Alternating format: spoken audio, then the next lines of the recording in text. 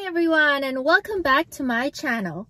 Today, I've decided that I wanted to teach you guys another language that I'm also quite fluent in, and that is Filipino or Tagalog as it's officially called. So maybe you stumbled upon this video because you're dating someone Filipino and you're about to meet their parents for the first time and you just need some simple phrases in Tagalog so that you can impress your future in-laws.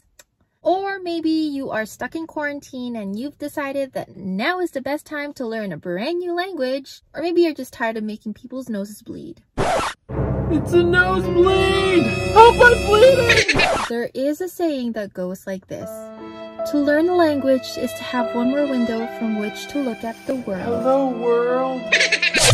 Whatever the reason is, I hope that by the end of this, you will have the basic understanding of how to speak Tagalog and learning how to communicate with other Filipinos. So without further ado, mabuhay! Buong puso ko po kayo tinatanggap dito sa aking channel. Sa ilang sandali ay lalapag na tayo sa bayan ng salitang Tagalog.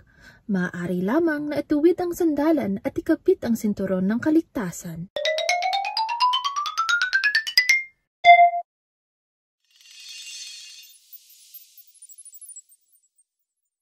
Hello.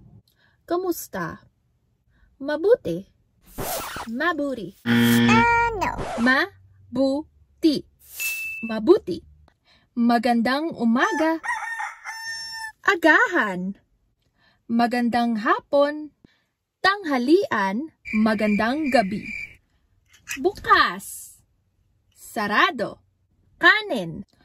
Hapunan. Masarap. Paalam.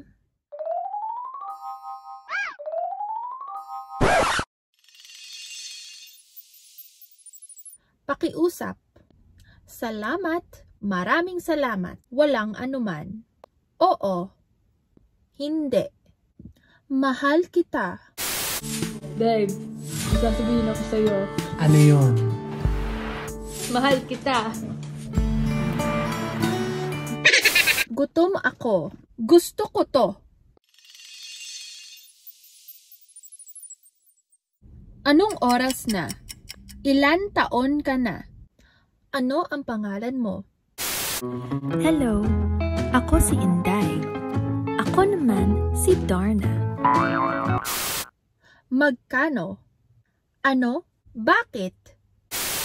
Bakit ka pa nakita? Bakit ka nakilala? Kung ang puso ko ay iiwan mo lang at sasaktahan.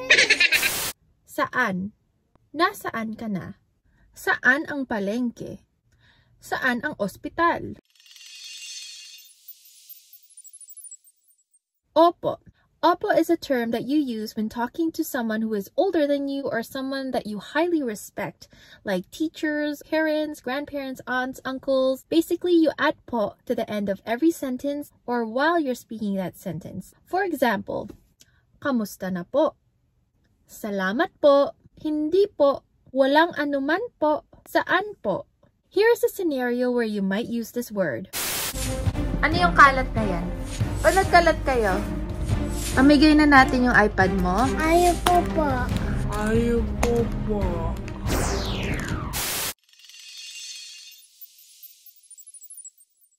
Taas. Baba. Tubig. Aso. Labas. Kumot. Maganda. Ang ganda mo. Pangit. Ayaw. Here is another scenario where you might use this word. Liza, you wanna take a nap? Sleep? Ayaw. Ayaw. Ayaw! You don't wanna sleep?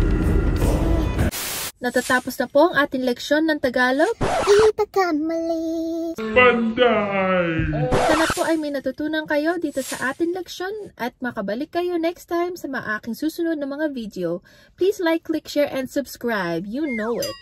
Paalam! Bye-bye!